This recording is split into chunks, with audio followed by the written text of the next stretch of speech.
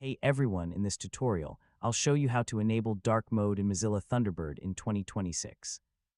Dark mode can make the interface more comfortable to use, especially in low-light environments. So let's get started. First, open Mozilla Thunderbird on your computer.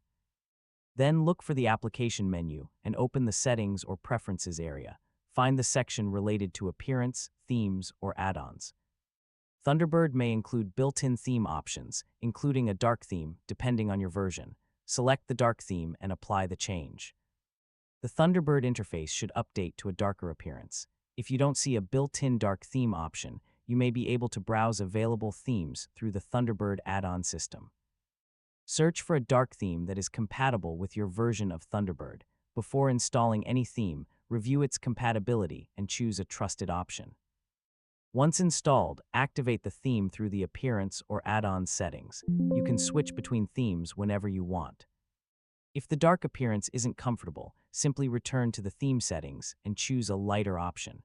And that's how to enable dark mode in Mozilla Thunderbird. It's a simple way to customize the look of your email application and make the interface easier to view in darker environments. If this guide helped, make sure to like the video, and thanks for watching.